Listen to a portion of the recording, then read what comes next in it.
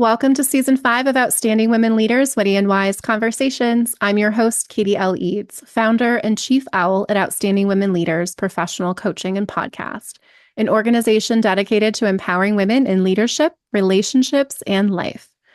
OWL is on a mission to host 100 million witty and wise conversations that inspire you, disrupt the way leaders think, and stir your soul into aligned action. That inspiration begins with a set of rules to guide our conversation today. Nobody gets to be wrong. Nobody gets to be right. Everybody gets to be vulnerable. Rule number 4, my favorite, everything is included. We do not edit here. This conversation is exactly what it needs to be in this moment in time. We've asked our guests to join us via video to allow us to create authentic connection. Eyes are the window to the soul. You will be seen here. You will be heard. There is space for you. When this conversation comes to a close, I will ask our guests 3 questions. If you've tuned in before, you know what they are. If you haven't, you don't want to miss them, so be sure to stick around. Enough about me. Today, I'm excited to welcome Outstanding Women Leader, Shivam Khullar. Shivam is an accomplished leader in the enterprise platforms domain with a proven track record of spearheading ambitious digital transformations at high-tech companies. Her expertise spans business and technology enablement, product vision, strategy, and engineering execution. She excels at nurturing early-stage ideas, developing compelling prototypes, validating market fit, and implementing effective adoption strategies to ensure successful product launches. Shivam's career journey as an immigrant and an engineer reflects her passion for technology and unwavering commitment to innovation. She holds an MS in interdisciplinary telecommunication from the University of Colorado Boulder and began her career in technology consulting before transitioning to various product and engineering roles at Salesforce, Google, and now NVIDIA. NVIDIA? How do we say that one? NVIDIA. Perfect. As the co-founder of the podcast, The Real Women in Tech, which I highly encourage you to check out, she regularly engages in candid conversations with senior women executives, exploring the challenges and opportunities for women in the tech industry and beyond. Welcome. So excited to have you here today. Thank you for having me. What an honor. What a trailblazer you are as well as a woman in tech. What is it like starting out a career just around a good old boys club, not just as a woman, but also as an immigrant? Yes, that I definitely did have the double whammy going for me there, being a woman in tech, but also being an immigrant. And, I started this journey almost 15 to 16 years ago in Colorado, which happens to be not the heart of tech. So definitely was the old boys club, white boys club, name it. It was all inclusive. But at the same time, I got exceptionally lucky with opportunities that came my way, and somehow, success is when opportunity meets preparation. And so the opportunity was right in front of me, and I did not get singled out as like, maybe she cannot do it. There were enough people who took a chance and said, maybe she could do it. And I think that made all the difference in the early years.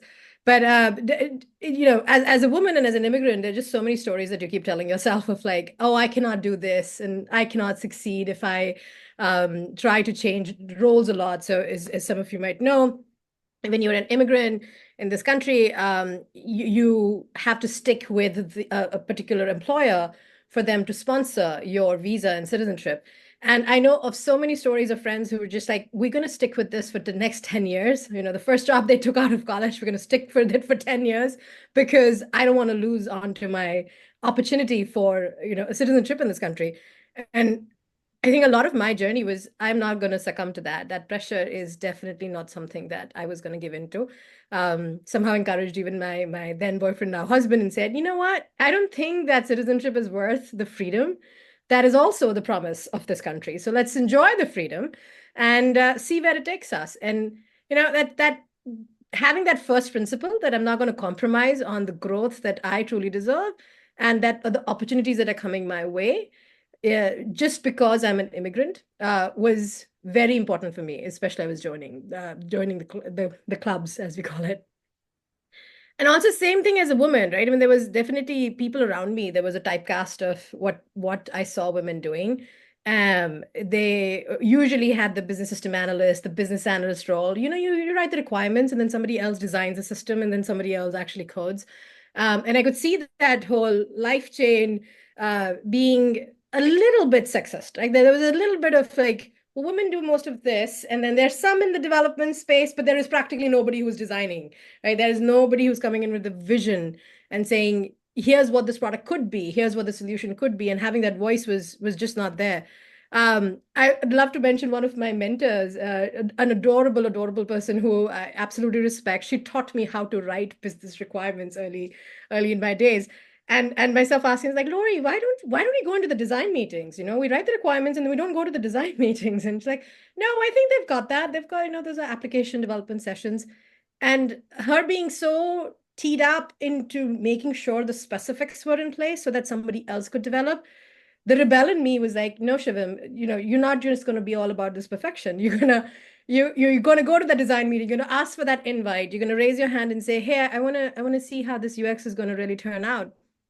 And I'm not just gonna come out in the end to test it. Right?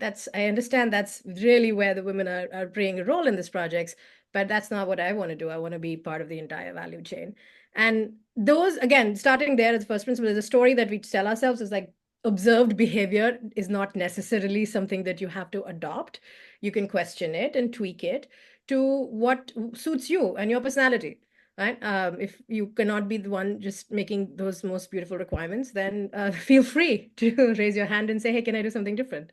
So in short, how has it been navigating those two double whammies? It's been on my own terms, and I take a lot of pride in that. And whoever I come across, especially if they're right just coming out of college and an immigrant and a woman, is stop telling yourself all these stories. Just believe in what you really want to do, what you get up in the morning and you're motivated to do, and the universe will conspire to make it happen. Mm. It's interesting to hear that tech is essentially what I think of as Mad Men at the day when we watch that of this is what women do and this is 20 what years men ago. do. And sometimes we forget that we are a willing character in that story and that we write the story for ourselves. When I talk about women's leadership, which there is such a gap, I don't care who's teaching the women leadership program. It's all based on the same stuff that men were doing. And women in leadership looks like betting on yourself. Weren't you afraid to put your hand up? Weren't you afraid to get fired, get deported, all of these things? To me, I have never been afraid to bet on myself. And that's part of what makes me an inspiring leader. It's what makes you so inspiring as well. But what do you do with the fear? That's an interesting question and a thought-provoking one because whenever I try to connect the dots in the reverse, right? You're just so busy living. You Yeah, just keep you're being a leader. You're busy being being a leader. You're leading from the trying to front. figure out how should I be a leader? What does it mean to show up as a leader? I see Right. so much like women want to just get it right. And Right. so they want to be intentional about the leader they are. There wasn't a lot of intentionality for sure, at least in my own journey, that I can necessarily point to. But when I look back, wow, that did look very intentional. Right. And I think we should all take the time to look back because when you connect those dots, that's where some of these answers or questions, and some the questions come first, of course, and then you find the answers appear. And the thread for me was this element of fearlessness. Like, what's the worst that's going to happen? And it's like the worst that can happen. I'll answer that question in two parts. Before I lost my dad and after I lost my dad, I think before I lost my dad, the worst that could happen is that I'd be sent back to India. That's how I thought about it. It's like I'm an immigrant. I screw up, I'm gonna be sent back home. That's the worst that's gonna happen. Um, and that wasn't bad enough. It's home at the end of the day. So it didn't bother me. And I did start raising my hand very early. In fact, this company I was talking to about where I started my consulting career, there was an all hands. I was probably 6 to 9 months into the company, fresh grad. I had no work experience before that. And I was still actually attending school. So I started working halfway through my master's. And there was an all team meeting that was organized. And the CEO comes in and says, we're trying to pitch this project, which is really exciting. We're going to redefine the advertising business in Amsterdam. The CEO of this client is really looking for a team to come join us on the ground and start envisioning this product idea with him. We haven't done something like this before. We don't know if we're going to be successful, but this is like we're building a product from scratch. We're redefining an industry. And he painted this vision, and I was like super inspired by all that he was talking about. And he did mention that, we're going to start this project here in the US, but we're going to have teams in China who are going to be doing the actual development work. This might just be our big project that's going to kick us out of the park. And so he set this vision. There were 110 people in the room who attended that meeting. When the meeting ended, I remember walking to from the conference room, the third room on the right. People still used to have, not cubes, but offices back around 20 years back. And yeah, this is the year 2006, if I'm not wrong. So yeah, it is 18 years ago. And I knocked at the door of the partner who was going to work on this project. And his name had been mentioned in the all team. And he looked at me, he's like, how can I help? And he's like, you don't know me, Rafe, but I'm new here. And I'm really excited about this project. So if you're looking for a team to deploy in Amsterdam tomorrow, I'll be the one. I'm there. And he's like, okay, 110 people attended that meeting, and you're the first one coming in saying you can do it. Now, two things to think about there. I was new to the company. I was new to workplace. I was an immigrant again, which meant like I don't have authorization to work in this country. I'm working on a visa, a student visa, and I have dreams to go work in Amsterdam and at some point in China. That happened.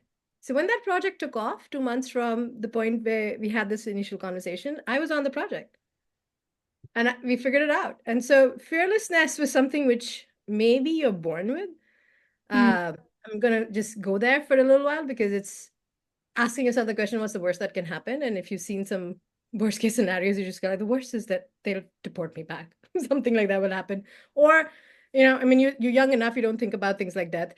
But it just was, when I've traced back my entire career, it goes back to that day when I knocked on Rafe's door.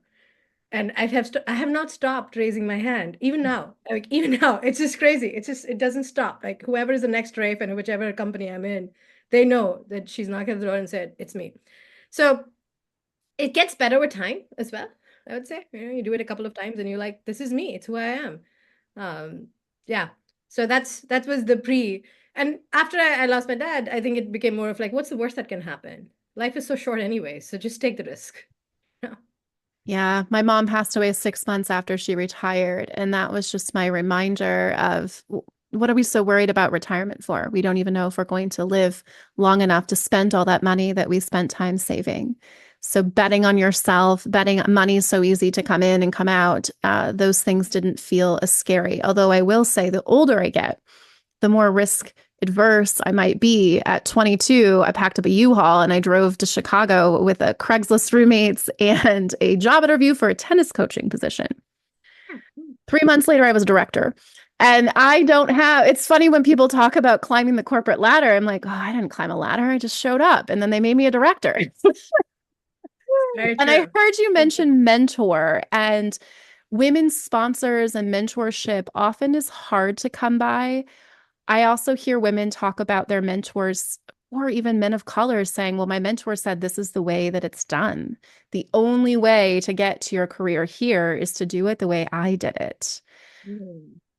And that is always such a disappointment to me because when we're mentoring people, or we don't want to hold that old story almost gets reinforced sometimes. I'd love to hear about your experience navigating mentorship and sponsorship. Yeah, I've always said this on several occasions that mine is a story of allyship and allyship through the mentors and the sponsors, and just people around me. So it's when you're early on in your career, it's difficult to get sponsors because your work hasn't spoken for itself. It's going to take a little while. But I definitely started to seek informal mentorship from a lot of people around me just because I was the youngest in the room, and it was just easy for me to say, I don't know how this works. Can somebody teach me? Or I don't know how to handle this meeting. Can somebody just let me know what is the right appropriate behavior? Right? I was a training consultant in Amsterdam on a client site. Somebody's got to tell me what's the right thing to do when you talk to a CEO. Um, and that vulnerability that you bring to the table is very important to earn the trust of people around you to say, she really wants to learn. And believe it or not, people want to find purpose in their lives all the time. And mentorship is one of the guaranteed ways you can find purpose in your job. All of us don't have the liberty to sit on a mountain and meditate, and just let wisdom come to us, and the purpose of life shall be shown to us. We live very real lives, which are busy and clunky. And in that day that you just don't really expect anything to come out of except for a paycheck, if you run into somebody who's eager to learn, is known for raising, her hand or his hand, and has been asking questions left, right, and center, you will find purpose in sharing your life's knowledge with them. And so it's not that hard when you're young to find mentors. And I add the when you're young for a reason, because you're impressionable. You don't know what to look for. So you're really looking for this overall seasoning that will come from people around you through the environment that you put yourself into. And one should be open to that. And I just find it hard when I notice young talent really working hard, but not investing in putting themselves out there and building those networking. And networking can be a tabooed word, as I think we've talked about it before. It's like, what is networking? Is it like schmoozing people?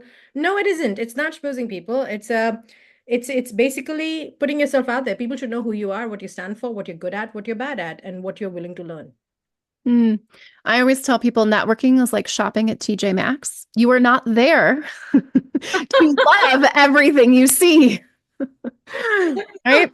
And there's always what I call the candle aisle. Like you can walk into TJ Maxx and you could always find a good candle to take home with you.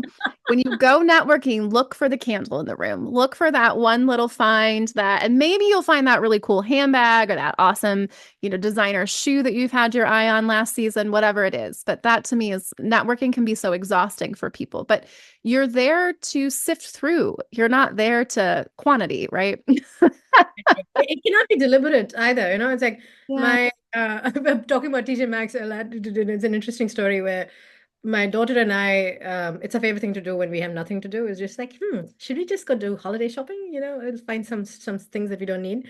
And I ran into a Breville toaster once.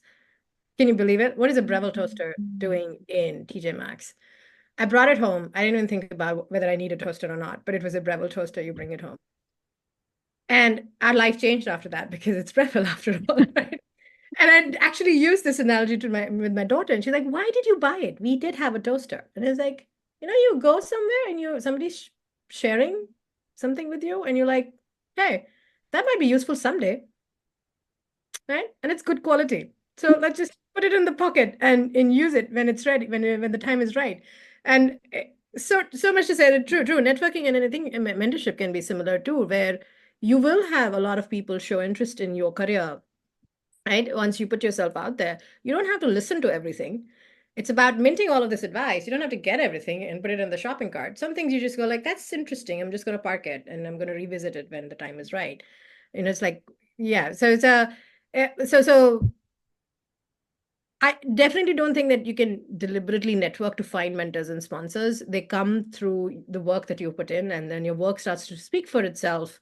That's when sponsorship comes to shape. And I know that me going and knocking on Rafe's door and saying, "Hey, it's me," was definitely me minting a mentor, because he saw the fire in me and said, "I need to, I'm going to groom this fire into something more productive."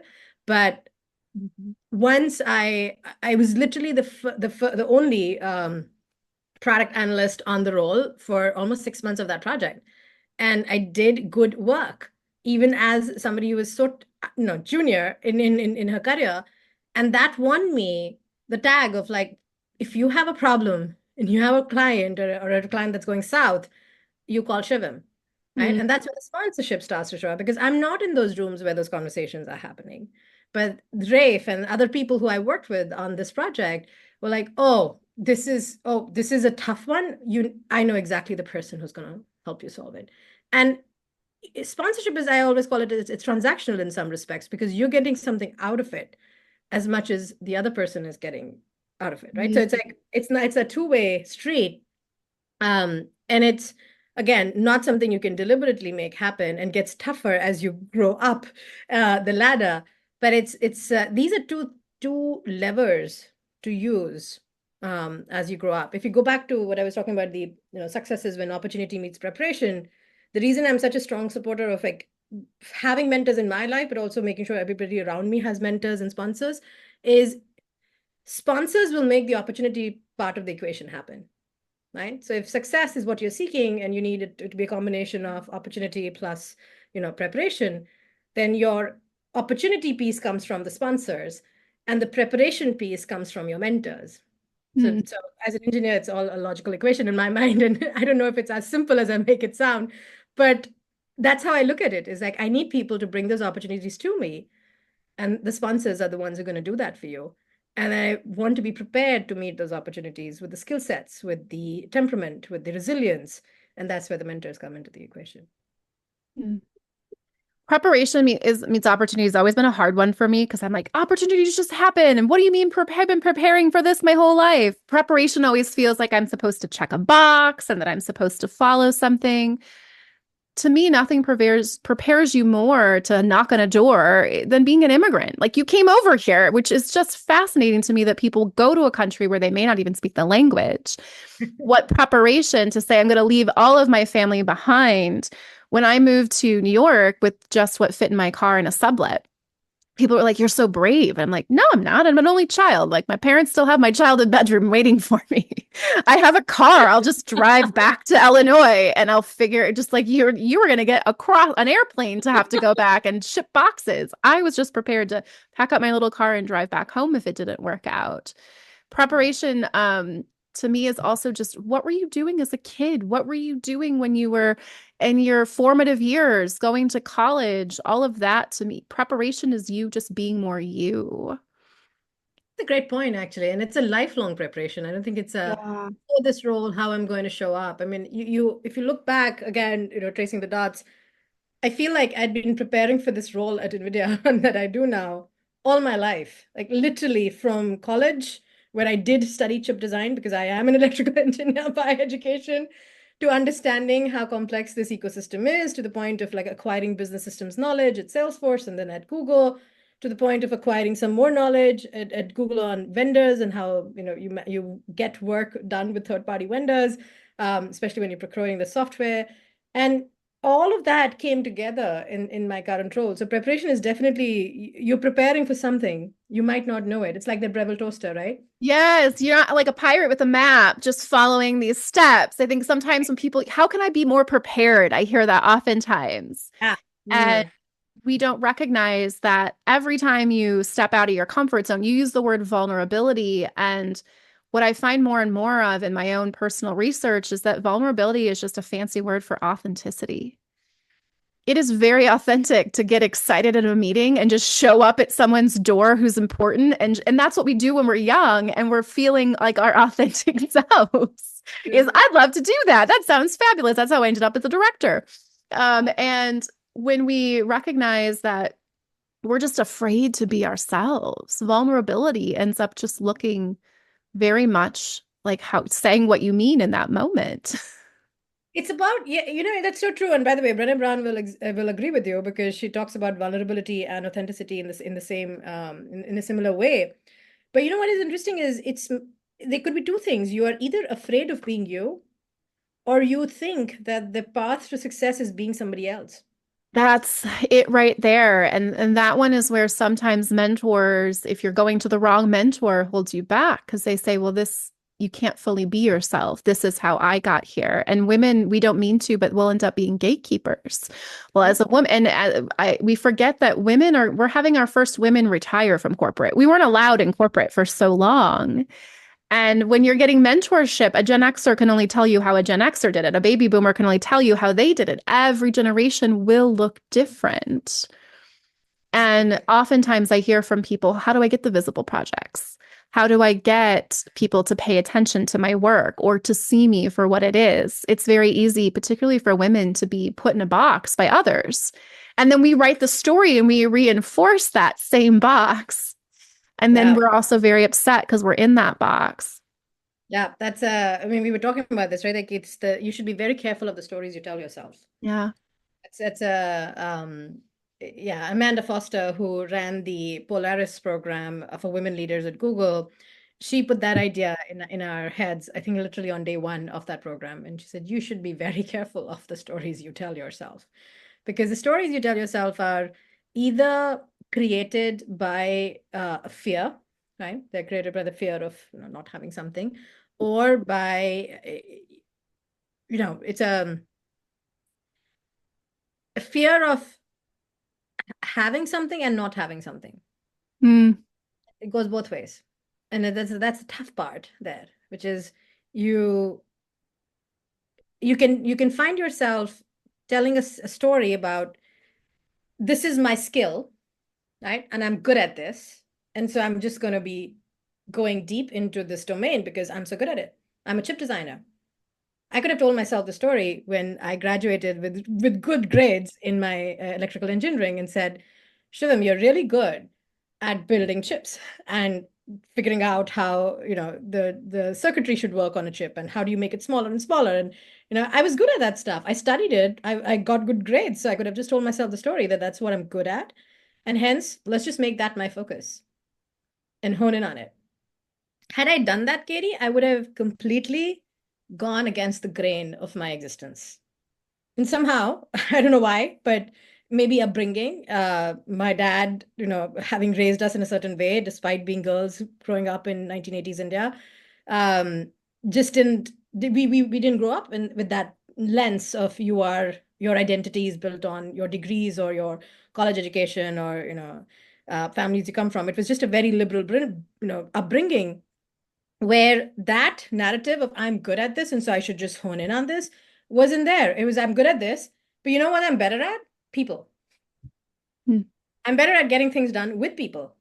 And if I was an ASIC design engineer, I'd suck at it because there are no people involved. You sit in a lab and it's a very solo, isolatory job. So the stories have to go both ways. So if you're really good at something, yes, you got to double down on it. But is that true to who you are?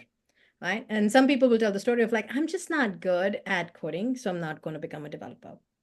Right? That could have been me. I was not good at coding. I was not good. I was better at hardware engineering than I was at software engineering. Algorithms, I had to do it as a course and I did it and I passed. But thanks to my husband, now then boyfriend, now husband, who actually gave me a crash course and said, this should be enough for you, to get the grades. And I could have taken any of those stories and created a career out of that. Instead, it took that lack of fear or presence of courage and a lot of authenticity and vulnerability to come and say, hmm, is there something that really sits at the intersection of people, process, technology? Is there something that works like that? And I've been at that chase hasn't ended for me. I came to this country and changed my major from electrical engineering. I actually came to study digital signal processing as my master's. And within 8 days, I switched my major to interdisciplinary telecommunications. So just the words itself can mean the seismic shift that my whole life was going through when I changed my majors. And it happened when I was looking for a job. I worked for Motorola as an intern, decently good at it, didn't enjoy it a bit. And then there came a technology consulting job offer, and I was like, you know what? The Motorola job is so less people centric, and here's got this consulting job, which right at the intersection of people, process, and technology. And I chose that. And every time in my career that question comes, I keep drifting to where can I, find that intersection. So long-winded way of saying, yes, we have to be very careful of the stories we tell ourselves and be able to create the right story for the right moment. And to remember that you are the protagonist in the story. So often we let other people help write those stories. And you touched on this a little bit where the story becomes the identity. One of the hardest moments of my life was I no longer own this company because I've sold it. I'm no longer a wife because I've divorced that. Who am I? And I learned at 33, big year for Jesus, big year for Katie. I learned that if you have an identity tied to a story that you've told yourself, it doesn't matter if it's a great story. It doesn't matter if it's who you are, this intersectionality between people, etc. If that becomes your identity, you've lost a part of yourself. You're not a protagonist anymore. You're just a victim of the story that's being told. That is so true. And actually that would I'll talk about the topic I haven't really written much about. I write about most of the things that happened in our life. I did write a lot about why did I leave Google. I haven't talked very actively about it. And that is the reason where I just increasingly was believing in the story that the system was imposing on me. And my identity was that of a Googler. Yeah. It's a lovely identity. It is so comfortable. Believe me, it's the most coziest thing that I've ever been a part of. And a place where I finally worked through to start believing that I belong, right? Google can be a harsh place if you're not joining the company right after college. If you've worked in the industry and then you join a big tech, it's harsh. That DNA is not your DNA. I spent 9 years learning that DNA and incorporating it in me. I think there was a surgery going on every single day in my heart saying, slowly but surely, you now belong. And in my last couple of years, I absolutely belonged. I still belong in so many ways. But that was becoming my identity. And I do not know who I was if I was not a Googler. Hmm. Yeah. Now you're not walking away from a story, you're walking away from your very identity. And that's where storytelling, rewrite your story is my tagline. This is where storytelling can be a little dangerous for ourselves because we believe it. And I promise you, when you were formed in the womb, it wasn't this shall be a Googler. Very true. Or any company for that matter. Yeah. And you host this great podcast, Real Women in Tech. If you are a woman in tech, I highly recommend you go check it out. You've got a great episode on sponsorship, a lot of other episodes that are very relatable for women. As we wrap up here today, what's your superpower? Well, there must be an angel listening here because I was asked this question by a world market cashier a week ago. I Same love question. that. I used to ask people this at bars randomly when I was doing market research in 2019. And I think you told me, Katie, that if you hear you see signs and you hear certain things around you, there is a reason. And so I think given that I'm hearing it for the third time, my husband said it just on the weekend. We had an impromptu get together of a lot of friends, and he's like, "That's your superpower." And I was like, "Is it?" But what's my superpower? I don't know. I can see. I don't know. I don't know. I know that I can see actions turning into outcomes from far. And so I can then chart the course Hmm. of how do you take the next 10 steps to reach that outcome. That people visualize differently, right? So this is ironic because I used to be bad at engineering drawing in school in engineering because that's all about visualization. You see this 3D model and I can't see a 3D model. I don't know what you're talking about when there's an incline of 60 degrees, and mechanical engineers will relate to this, but I did not have the imagination. But I can visualize outcomes and then chart the steps that one can take, having the flexibility to, move them around as needed. But I think where some people get panicky about how is this going to happen, I don't have that panic. It's just I can see how it's going to happen. I see it happening, and now it's about how you make it happen. So the first step is somehow it's a God gift. I think that's my superpower where I can see those outcomes. Um, yeah, that's it. It can apply to anything. It could apply to hosting a party for 50 people last weekend where I just, at some point this vision was there in the mind and there were like 500 things to be done, but they all got done without much ado. Yeah, it happened. Hmm. I always Or love hearing people answer that question. Your human design comes out as you answer that question. And I will share this with you. This is your talent in the Gene Key system, the ability to discern the potential for success in different opportunities and aligning yourself with like-minded individuals to foster innovation and growth, such as being selective in partnerships and only collaborating with those who align with your values and vision. You nailed it, and you've always nailed it. And I'm such a fan of human design. I highly encourage to all listeners, like if you do not know about it, learn about it. There's so much information out there, and thanks to Katie, I was introduced to it, and I lean on it a lot. Oh, that's so great. I did the BG5 Foundations course, which is the corporate version of Mm. human design, and how they, of course, believe they're the future of how work will work, where we look at what are your energies designed to do? What are the business skills that you actually bring to the table? And um, it's funny, you have the same incarnation cross as my husband. And so you're here for the cross of tension. I'm here for the cross of upheaval. When we show up, our energy is designed to disrupt things. You can hold a great deal of tension in one space and provoke in a way that allows things to move forward. Nothing stagnates when you're around. Same for myself. And your business qualities, vision. Duh, you've just talked about that. Reliability, and this is about I have the skill as well. It's bringing a diverse group of individuals together to create a cohesive, reliable team. This is why you feel that intersection between people. This is a diversity magnet. The two, like, and diversity of thought, diversity of everything. We just bring these people together and allow them to function in a really great way. And then you bring the gift of commitment. You can really help people commit to a goal and achieving it. And what's so fascinating about the BG5, the corporate version, is so you set direction, but you're looking for the other half that builds capacity. And so we have to have you on a team to set direction, but we also need the other half of that energy to have the capacity. And it's just, if it's missing on a team, this team will hit a ceiling. And what's so interesting is that I have always known when I've hit my ceiling. I've had 4 very different careers. I'm looking at launching my 5th one with Katie's Classroom and the retreats coming in 2025. And there's this capacity ceiling that I hit where I know I've got to bring some other people in. I can't do it all myself. And that's what makes you so great. You set the vision and you bring the right people together, and then that vision can start to commit to something. Can so totally vouch for that, given the couple of experiences there and the combination part.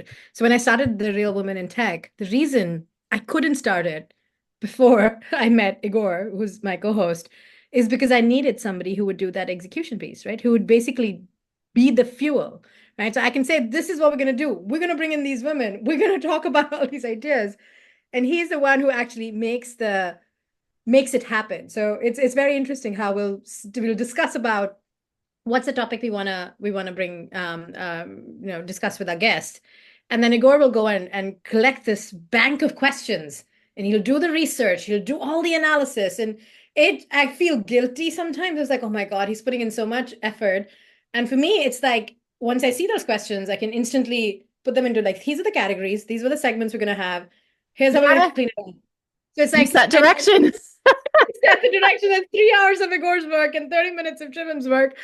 It's not fair, but that's how it works. And I can say that I think you and I have talked about the leadership I used to report into even at Google, and my ex-manager and I, we definitely had that same chemistry where he also could see is like, well, she can definitely set the direction, but he needs to provide a lot of backed forces and armed forces to actually move the show along. Yeah, interesting. And without those people, it won't happen. And so the future of work can look at, well, do we have the right energies on this team? And what I love about Google's research and trying to figure out how do we have high performing teams and how do we move them here and here? And the only answer they can come up with is, well, they have to send each other memes and like laugh for 10 minutes. And this BG5 system, right? Like this system is also like, and these are some of the energies. And we talk about what stories do you tell ourselves. I've always been given the story that I'm not great at math. Why are there letters with my numbers? I have the gift of accounting. And so I have run several companies and they've always been in the black. I am fabulous at knowing what to account for, what does matter, what doesn't matter. They didn't give you P&L sheets in 5th grade. They gave you algebra and fractions. That didn't feel really important to me. And but I got locked into that story of, I'm not really good at accounting. Turns out not so true. I also have administration skills. So it makes sense why at 23, I was a director. I actually have these skill sets. And honestly, it was the best boss I ever worked for. He went to Harvard, Holy Cross. He was getting his MBA at Kellogg. Smartest man I've ever worked for. Saw a 23-year-old kid and said, you are going to be the director here of this. And he was right. So I think both of us have that commonality of there's preparation meets opportunity, and we've both landed in the right opportunities for us that allowed us to carve out our careers. Fingers crossed. Um, Yes. Last two questions. What is Yes. your purpose? What is my purpose? Yes. I think through a lot of coaching that Google invested in me while I was there, I did land on three things that were very purposeful to me. One was spreading the word.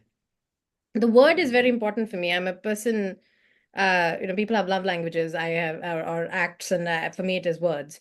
And I think more people need to hear the right words. And so I have committed to the purpose of spreading the word. Be it through the Real Woman in Tech, be it through random posts on LinkedIn, through Substack, through a personal blog. I've always been spreading the word. Um, and that is purposeful for me because you never know, when you never know which of those snippets, what you said once, is going to be meaningful to somebody who's just, randomly going about their day and they heard it and they're like, yeah, that feels like me. I needed to hear this today. Like so many things we hear on a daily basis where we go like, I really needed to hear this today. And so the word is very important. And for me, spreading the word is something that I hold high purpose to. The second is transforming lives. And that's very ambitious, but it doesn't have to be. Transforming doesn't mean that you lift somebody from poverty into richness. Transforming is just I have these two cleaning ladies who come to our house every other week, and they're sisters and they're adorable. They're from El Salvador. And one of them spoke decent English. The other one was just the younger one does not. And to prove to her that there is power in learning, I started learning Spanish Hmm. from on Duolingo. And as whenever they'd come and if I'd be home, I'd say, Jesse, I'm learning Spanish because I want to learn how to speak to you. Right. And we don't communicate because I don't use your language, you don't use my language. And so I'm learning Spanish because I want this to work. I want to be able to have a conversation with you, just like I can with Susie. And a few days ago, Susie was telling me, is like, do you know Jesse's going to Cupertino College? She's basically going to community college to learn English. I was like, that's it. That's my purpose. That's why I had that conversation. And I do seek joy. I didn't admit it before because it felt very, very, boasty or whatever people want to call it. But I think more of us should take pride in the fact that we do want to change people's lives around us and for the better, because those lives need to be changed or else we're going to have political scenarios like we recently witnessed. And so we do need to contribute back in ways which might be extremely subtle, but you have to change lives. And if you're not changing lives around you in a positive way, you're living a selfish life of selfish reason, and that's not worth it. The third thing, from a purpose perspective, is I have a single child, so Tara is our daughter, and we we're very purposeful in her upbringing. Another topic we don't talk about a lot, but I just, there's a world of STEM and all of those research, and women need to be in science and tech, and I'm a big proponent of that. But when I look at Tara and I look at what can I give her, for me, a purpose would be to give her a free existence where she can choose what she wants Hmm. as a parent. As a society, I cannot. It's too much. I need to change lots of lives for them to change the society. Maybe we'll get there someday with this word that I spread. But with her, I want her to have a very free existence, and I'm very purposeful about it. She should see me live that very free existence where I can choose what I want to.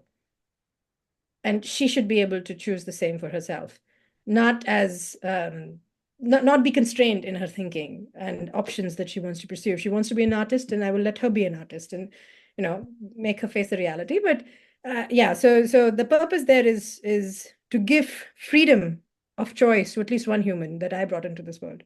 Hmm. Human design says your life purpose is to serve as a catalyst for growth and transformation in others, leveraging your natural ability to push people's buttons and provoke a reaction. While this may at times result in negative or hostile responses, your ultimate goal is to stimulate an emotional response that opens the door to deeper introspection and self-discovery. Right, living my true purpose there, right? You are. We live it whether we know it or not, whether we Yeah. create fancy language or not, we are living it. And I'm not surprised you want to spread the word. You and I are in the 28% of the population that has an open throat. We are improv queens. We show up and we're here to add to the space what's missing where everybody else has their standard way of speaking and their standard way of talking. And you're really here to add to the space what needs to be said. Same for me. Mine actually happens to be leadership. Yours is you don't like small talk. You are here for social correctness. You know what we're supposed to talk about. Nobody wants, if somebody asks you how the weather is, you're out the door. You're not interested. That is actually very true. If we've got into that part of the conversation, then we just don't need to have the conversation. We should leave. Last question I always ask is what is next for you? I don't know, Katie. I don't think I planned any of this. So I'm not going to plan the next either. Um, but in terms of first principles is living more authentically, Hmm. right? And whether that is disruptive, as human design says, I'm prone for that. So, but living more authentically and just living to the purpose that I've created for myself. So, and whatever comes on the way, fair game. Hmm. And where can people hear the next episode of Real Women in Tech? So we are on all platforms. We have a LinkedIn page. You can just search The Real Women in Tech and you will find us there. We are on Spotify, on Apple Podcast, and on YouTube. So any forum that you wish, you can add me on LinkedIn. And I very boldly, to many people's disappointment, like, you work at NVIDIA, you should talk about that. It's like, I have a podcast. I want to talk about that. I know that's more important to me as an identity than employment. And so you can look me up and you'll see snippets from our past sessions in my feed, but also just join us on the LinkedIn page, The Real Woman in Tech. And I always give our guests the last word that you'd like to share. Stay curious.